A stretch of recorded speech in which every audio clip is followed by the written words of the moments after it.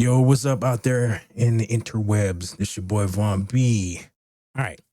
I didn't bother to watch The Last of Us because while I liked the first game, the second game was booty.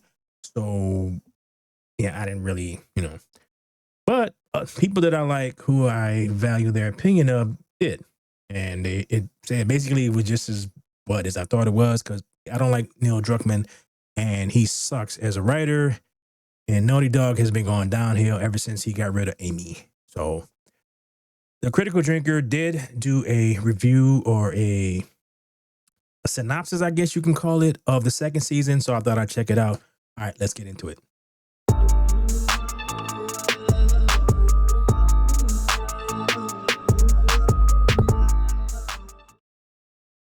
All right, here we go. And so, The Last of Us Season 2 stumbles and flops to its conclusion like a... First off, that girl looks nothing like the character. She is goofy looking. She's very tiny. And even in the second game, I didn't really buy Ellie doing all the stuff that she did. She looks even worse. So, yeah, that's how we started. fat guy trying to pole vault in the middle of a storm of fan backlash, cratering audience scores, and viewing figures that HBO conveniently doesn't talk about anymore. In short, this season has been nothing short of a complete and total disaster. A boring, bleak, depressing, badly written slog of a show that actually strained the very limits of my endurance just to get to the ends. And I've watched The Acolyte. We were on the brink of extinction! Alright, the show has to be really bad if if he's saying that The Acolyte is better. I'm glad I didn't watch it. And the thing that's so sad about this whole thing is that this disaster was entirely predictable. In fact, I predicted it months before the season even started in this video right here. But man, even I couldn't have imagined just how bad it was gonna be, apart from... Well, that's Neil Druckmann. The dude lives in his own universe. It's like with this game that he's got coming out, Intergalactic. There's all kind of people saying all kind of potential customers not liking it. And is he taking any critique of it? No. He just basically ignoring all of us who are ignoring the fact that the trailer got ratioed. He's ignoring the fact that what the fans said inside of the thing, because this dude is so arrogant that he probably thought that it was just the gamers who didn't like the way what he writes. And he just found out after the second episode that no, it was a crap story, and the normies didn't like it either. From a couple of half-decent action set pieces where all that HBO money was on full display, and a performance from Pedro Pascal who was clearly doing his best to carry the entire show on his back, Season 2 has been absolute trash from start to finish. Boring when it should have been compelling, laughable when it should have been poignant, frustrating when it should have been exciting, preachy, self-indulgent and pretentious. It's everything the game was but dialed up to 11. And now that it's finally over and we've had the full Season 2 experience, I think now's as good a time as any to reflect on where exactly The Last of Us went wrong. So grab your potato masher and let's explore the top 5 reasons this show went off the rails. Alright, so before he gets into that, modern writers, for whatever reason, do not understand with that in a post-apocalyptic world, everything will not be this modern type of thing, where you got like, it seemed like they write like how it is to live in San Francisco, I guess you would call it, but in a post-apocalyptic world with all the weird stuff that people do. I'm like, you will be in survival mode. So all that extra stuff, the they, them, and I'm sorry to say it, but the homosexuality, all that stuff will go out the window through just the fact that people need to survive. You need to make more people. So the fact that they got this lesbian couple who one of them is pregnant, for whatever reason, they're not letting the father know.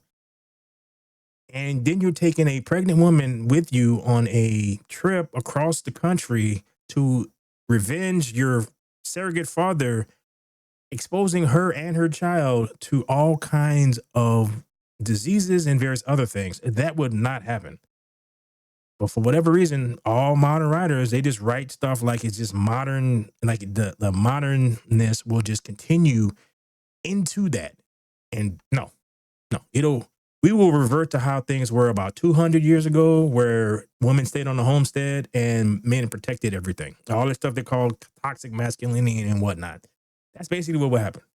So all of Problem this number would never- one, Joel. It's no secret that killing off Joel in the first few hours of the game has gone down in history as one of the worst narrative decisions that anyone's ever made, ever. Oh, okay. Maybe that one. That one. Well, I said one of the worst. And you'd think that 5 years of fan backlash, alternative suggestions, and endless video essays would have convinced Neil Druckmann to do something a bit different this time around. No, because he's an arrogant, narcissistic asshole. But nope, there it is, almost beat for beat exactly like in the game, at the same exact point in the narrative. And as it turns out, it was just as unpopular now as it was 5 years ago. Not Shocking. only did Who killing would've off the protagonist of the first season in such a pointless, brutal manner leave a sour taste in people's mouths, but it also left a gaping hole in the show that no other character could possibly fill. The relationship between Joel and Ellie was the beating heart of both the game and the show, and without it, The Last of Us lost that vital element that kept people engaged. It's humanity. And there's really no getting around this. Pedro Pascal was by far the best thing about The Last of Us. Gay! Yeah, he's arguably overhyped and overexposed as an actor, and I'm still not convinced he was the best man for the job, but one thing I can't deny is that the guy can fucking act. Pascal brought some much needed authority, gravitas and believability to the show, and with him out of the picture, it was up to problem number 2 to carry this show. Which was basically what the gamers felt in the first game. It's like, we like Joel. We thought the second game should have been about, sorry. We like Joel. We thought the second game should, if you're going to kill him, at least kill him further into the game to make it more of poignant, I guess. But no, shock value, and you got a male feminist who decided that the game should be feminized. So we should like these other characters, even though most people like Joel. Yeah.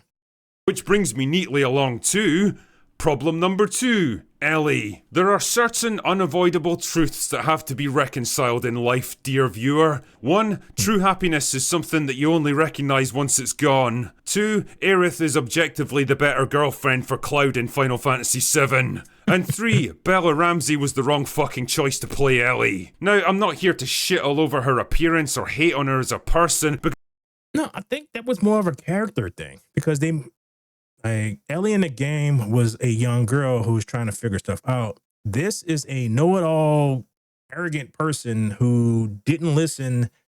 It's like, I got a couple of episodes. Like, I did watch a little bit of the first season. I got a couple of episodes in. She was a asshole who it was hard to like her.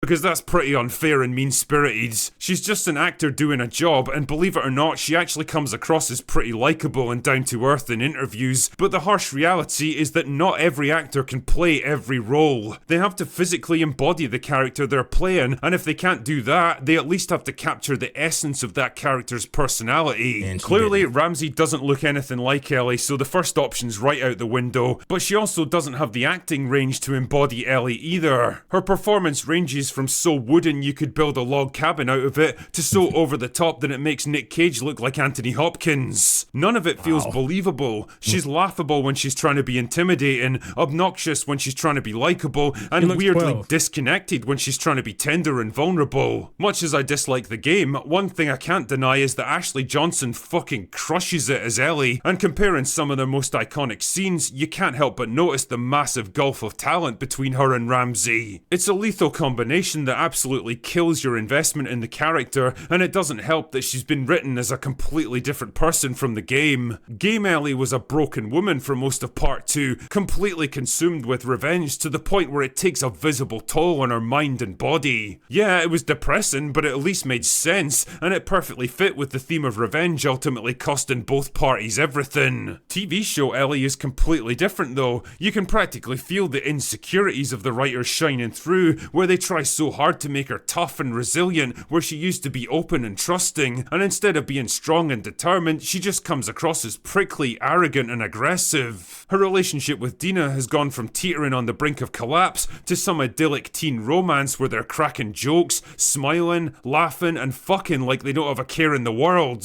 They never really argue or fall out, they see everything pretty much the same way, and they're both so frustratingly agreeable that you have to wonder why Dina even exists. It makes zero fucking sense, and it leaves you with this horrible nagging feeling that Joel's death really didn't make much of an impression on Ellie at all. Problem number 3, the pacing. The pacing of Last of Us Season 2 is absolutely abysmal. In the games, this was less of a problem because the player was in control most of the time and cutscenes only came up occasionally to move the story along. Here though, that's literally all we've got, and it doesn't take you long to realise that there really isn't much of a story to tell here, and so a good— Well, I figured that out by playing the little bit of the second game. Well, actually, no. I figured that out by watching other people play the little bit of the second game. Again, I do not like Neil Druckmann because he's one of those folks who thinks he's more talented than he actually is and doesn't listen to criticism. good chunk of the season is just time-wasting, busy work bullshit. How many times do we have to watch Ellie and Dina wandering through a forest or a deserted city, swapping shit jokes and pointless banter that tells us nothing about them, or moves the plot forward, or builds up the world? How many tedious sex scenes did they have to cram in that feel completely out of step with two people in a tense survival situation where death can come at any moment? Yeah, there's nothing like being freezing wet and cold and surrounded by zombie fungus monsters to get you in the mood. There were whole episodes where nothing of any significance happens and I was bored out of my mind, and it all feels like such a waste of potential. It's the hallmark of self-indulgent hubris on the part of the showrunners, the belief that they're producing such artistic perfection that the audience will just luxuriate in every second of it. It's a show about mushroom zombies, mate. Get a fucking grip. Problem 4, the writing. Everyone in this show is a fucking idiot. From Ellie and Dina just casually riding down the middle of a city street that could be crawling with enemy troops, to the wolf leaders who decide to occupy a hospital that's infected with airborne virus spores that could infect them at any moment, to Joel and his complete refusal to stand up for himself or explain his past actions, to Abby walking off and leaving someone who's clearly gonna come after her for revenge later. Nobody's actions make any fucking sense. It's all just done in service of the plot. And that's not even counting the dialogue that's so cringe-inducing it feels like even an AI would refuse to spit it out. Alright, I am so glad I didn't watch this. I'm gonna be a dad. No, you're not. Yeah. No, she's not. Yeah, that's not how that works. It has a dad. I think we meet him repeatedly, and they don't tell him. Come on guys, that couldn't have even sounded good in your heads. Problem 5. The message. Yeah, you probably knew this bit was coming, and for good fucking reason. The game was notorious enough for being aggressively pro-current thing, but the show takes it to such a ludicrous degree that it actually becomes laughable. The whole 100-pound actress beating up a bunch of accommodating stuntmen routine has been done so many times that I'd become kind of numb to it by this. Yeah, I'm not done. I'm so done with the girl boss thing. It's so bad right now that the ballerina that John Wick spinoff, they're actually splitting up the critiques into pro and con. If you're pro, then you can put it out before like the movie comes out. If you're con, I think it's like right before the movie comes out.